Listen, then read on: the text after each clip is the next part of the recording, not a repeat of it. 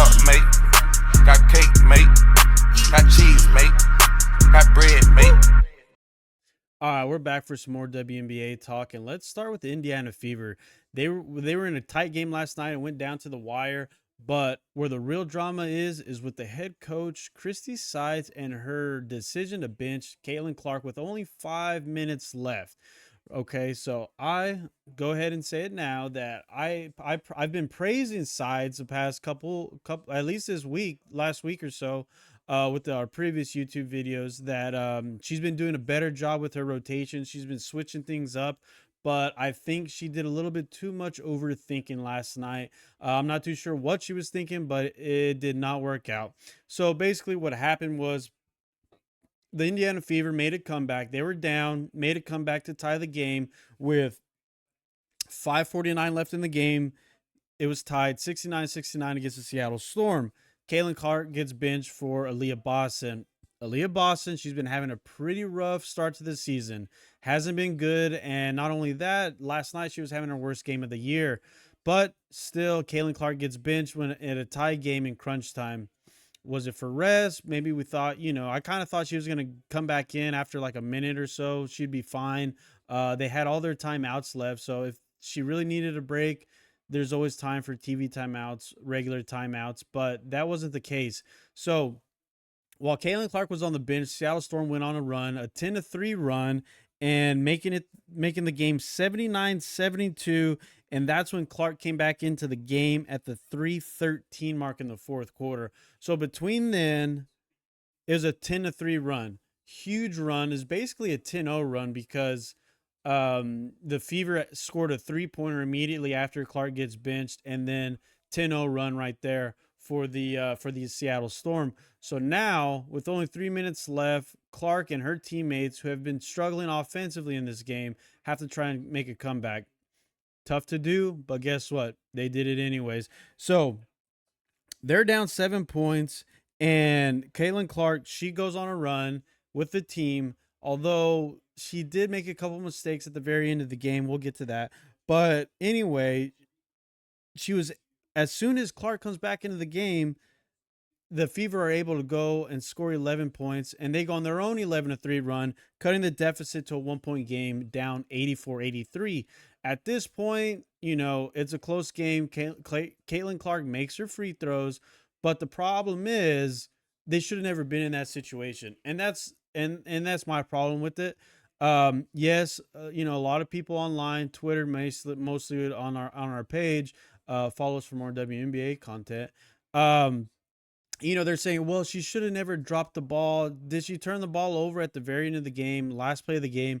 100%. Yeah, she did. I think the pass was very catchable. I think she was in her mind. It kind of felt like she was probably thinking about shooting rather than, catching the ball, getting set, getting ready, and shooting the ball. Instead, she kind of took her eyes off, lost the ball, game over. But the real issue is it never should have got to that point. It should have never got to that point to where the Fever are trying to make a comeback, a 10-point comeback with 3 minutes left in the game. Not only that, but the rotations did not make any sense. I'm really not understanding it. Aaliyah Boston, yeah, I know she probably had a good season last year. I didn't watch it all last year, but this season I can tell you she's been very slow, undersized, and has not been off to a great start. Can she get better? Yeah. But Fagbellin, I don't know how she pronounces her name, but she comes off the bench. The coach, she likes her, and I think she probably feels like she should probably start. But I think her being a spark off the bench is kind of helping out a little bit. But the problem is Aaliyah Boston, she's becoming a liability. So why would you take out Caitlin Clark for Leah Boston with 5 minutes left in the game and a tie game? I mean, I guess you kind of want to trust your team to hope that they could keep it close. But, as soon as they go on like a 5-7-0 run, you kind of need to make a change here. But that didn't happen, and they're down. They got to play catch up. Now they're down 7 points with 3 minutes left. And in any basketball game, that's kind of a pretty good lead for any team in basketball. With 3 minutes left, 7-point lead, you can trade baskets, especially the way Jewel Lloyd was playing for Seattle and the way that they're rebounding the basketball. They may not be able to catch up. at that point. But that's why I don't understand. I don't understand the benching. I don't understand the rotations and thinking there. Another issue that I have was I looked at the post game interview with Coach Sides, and there's no accountability. That wasn't brought up. Shame on the reporters for not bringing it up. They rather ask questions about what did you think about the crowd tonight? What do you think about the crowd in all of the games? Like literally nobody cares. Like yeah, it's good, but they just lost the game, and they asked about rotations for the start of the game and what were you doing at the start of the game. They asked all different kinds of rotations about Fag Bellum and Aaliyah Boston.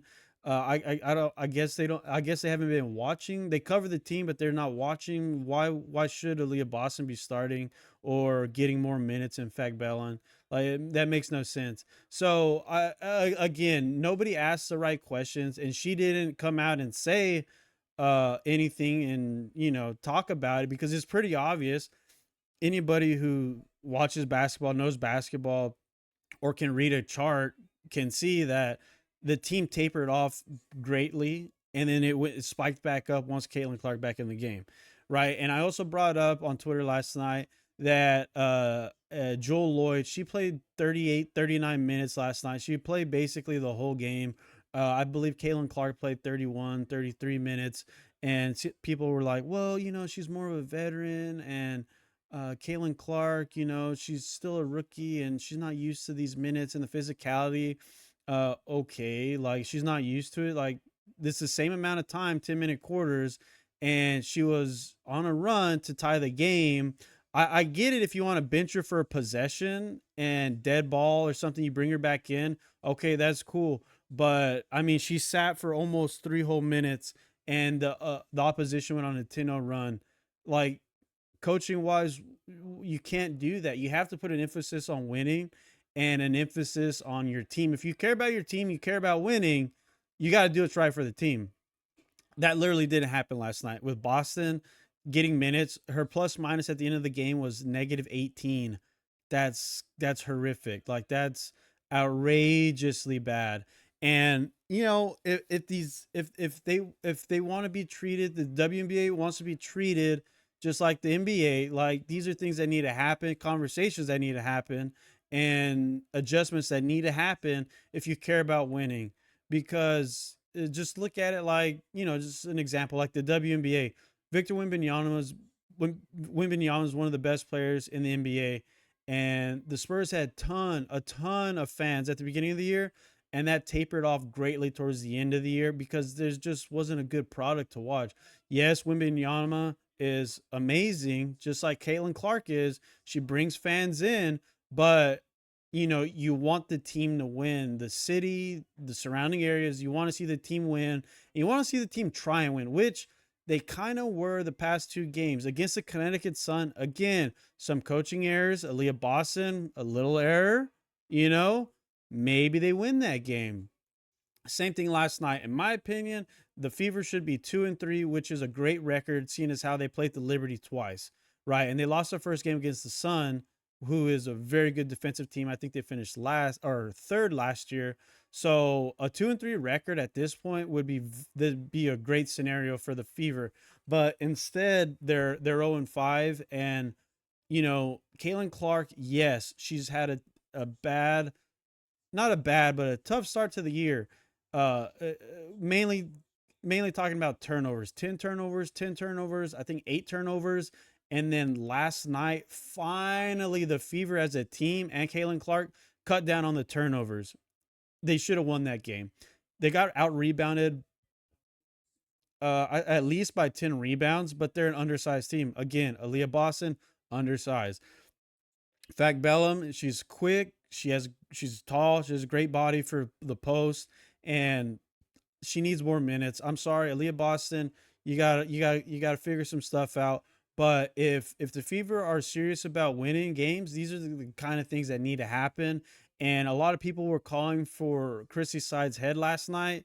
And like I said, I kind of praised her on the adjustments that she's made, but late game situations, the past two games, they literally have killed the Fever. And it's not all on her. It's a lot of the times the players, they kind of didn't finish as well. Kaylin Clark included.